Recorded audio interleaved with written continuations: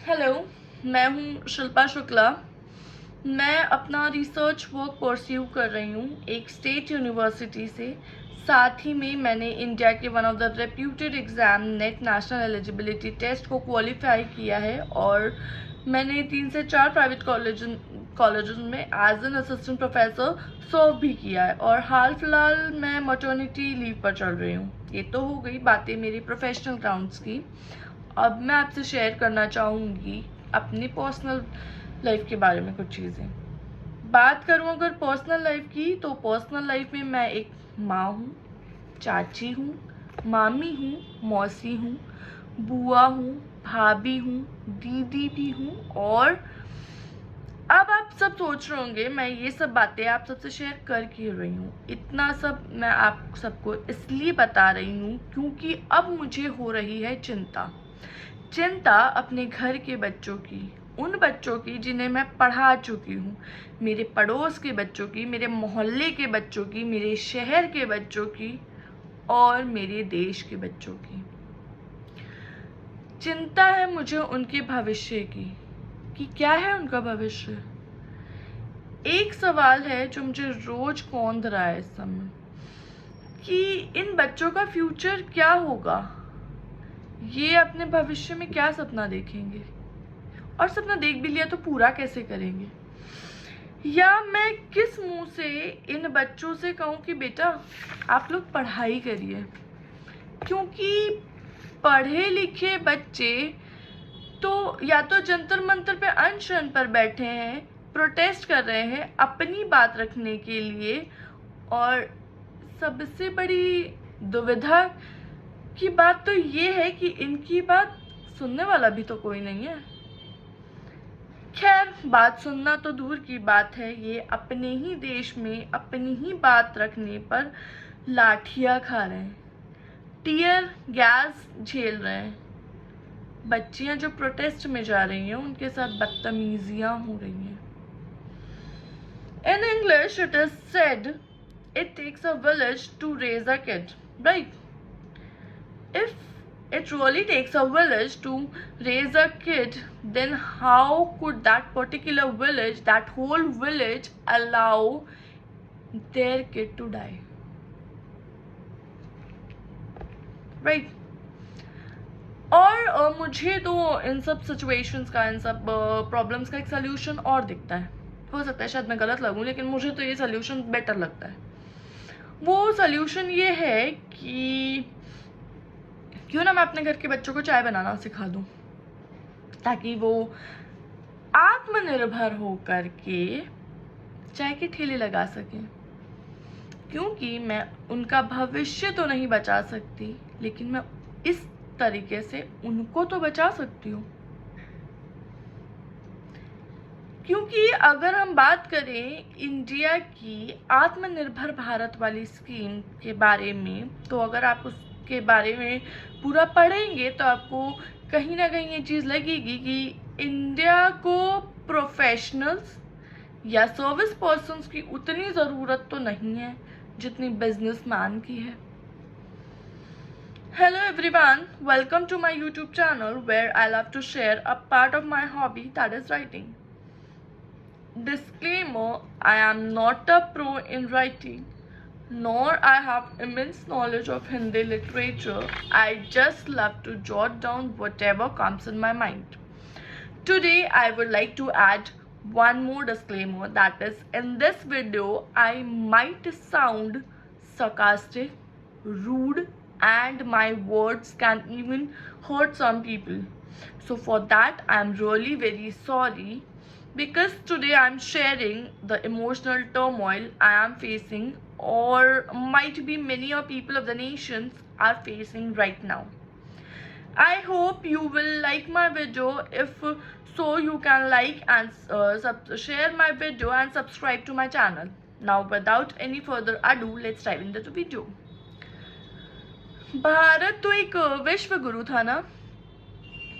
मैंने ये शब्द था इसलिए यूज करा है क्योंकि एक टाइम पर जब भारत को अपनी एजुकेशन के स्तर के लिए, अपने शिक्षा के स्तर के लिए पूरे विश्व में सर्वोच्च स्थान पर रखा गया था। विश्व विख्यात था भारत, जिसके लिए आज उसी शिक्षा को पाने के लिए, ग्रहण करने के लिए बच्चों को सड़कों पर उतरना पड़ रहा है। कितनी बड़ी विडंबना है ना ये।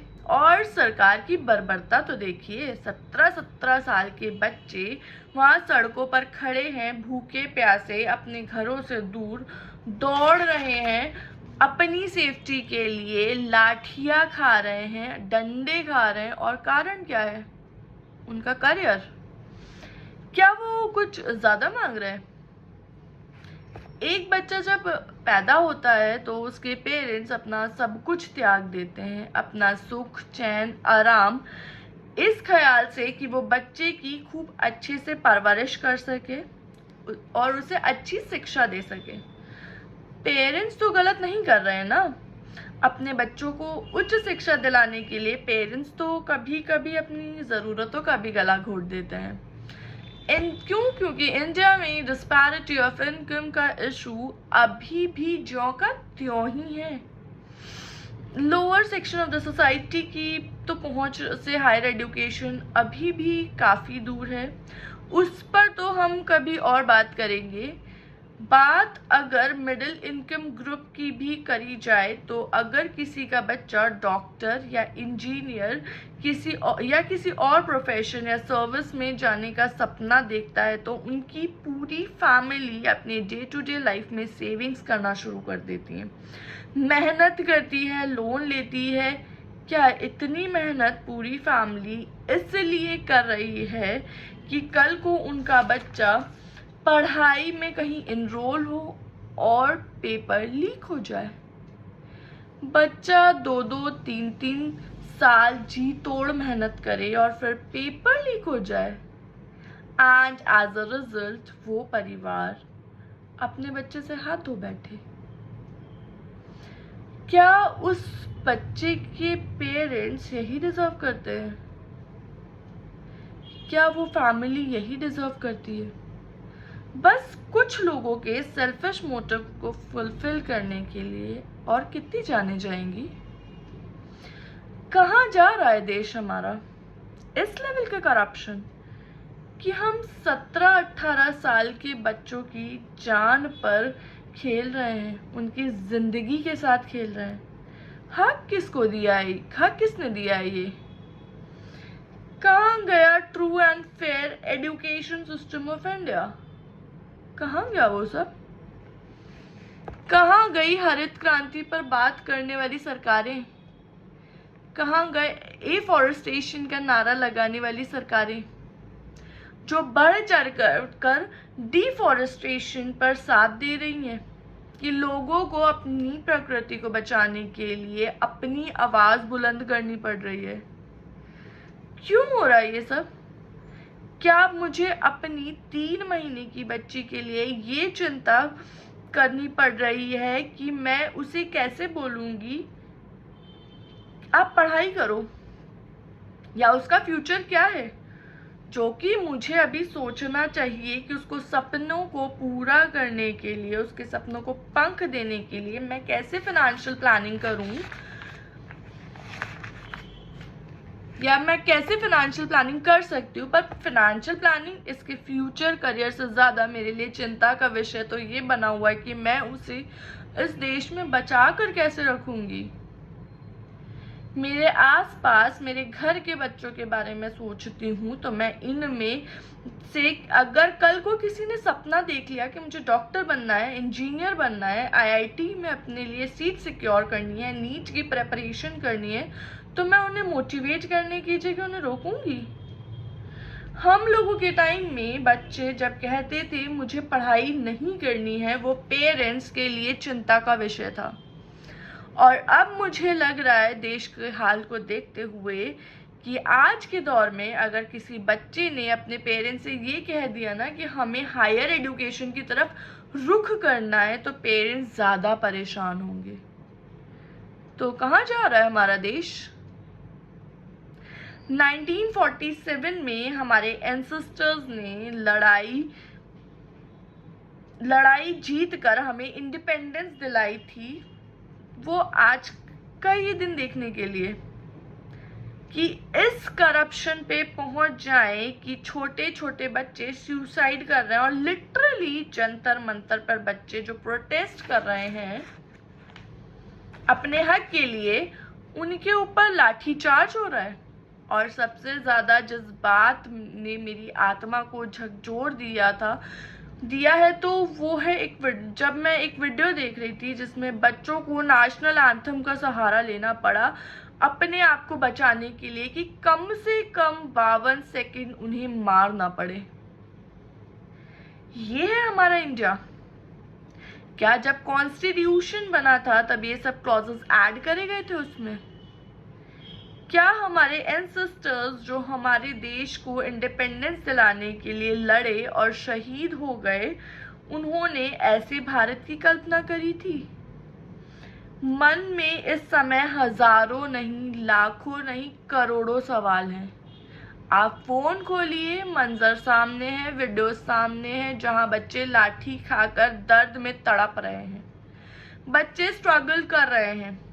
एक बार सोच कर देखिए उन बच्चों के पेरेंट्स के बारे में जिनके बच्चों ने पेपर लीक के चलते सुसाइड किया हो।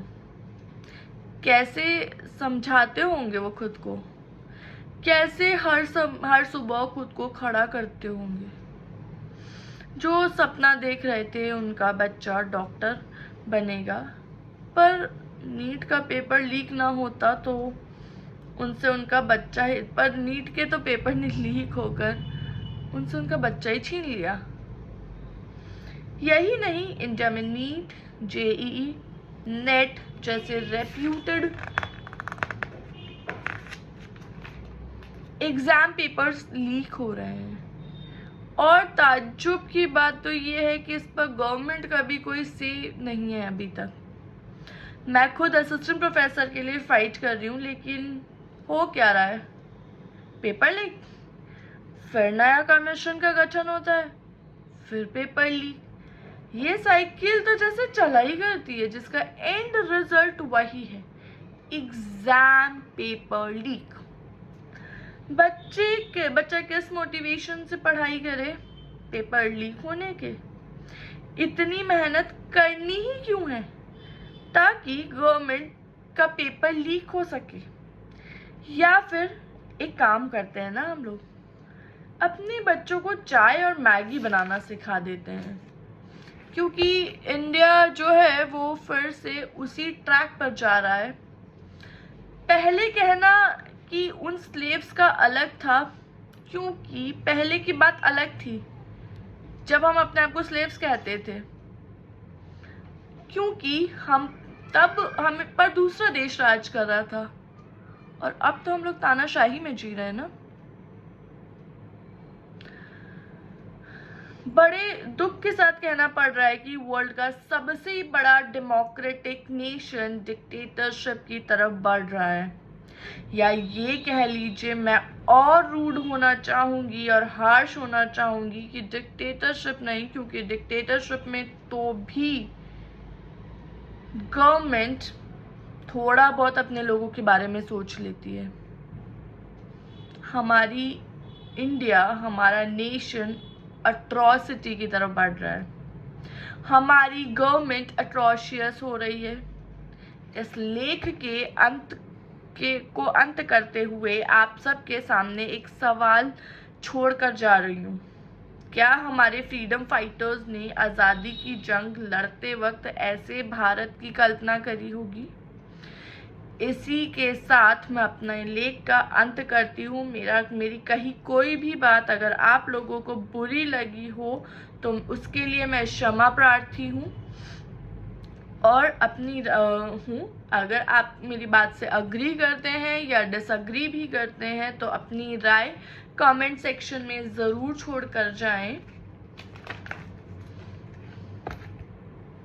और साथ ही साथ में अगर आपका कोई सजेशन हो कि मैं किसी और टॉपिक पे मुझे लेख लिखना चाहिए तो वो भी आप कमेंट्स में बता सकते हैं। मेरी वीडियो पसंद आए तो लाइक ज़रूर करें, और अगर आप लोग चाहते हैं मैं किसी और वीडियो पे लिखूं तो अपना टॉपिक मेरे साथ कमेंट सेक्शन में साझा कर सकते हैं। अब तक का अपना समय देने के लिए धन्यवाद। नमस्कार।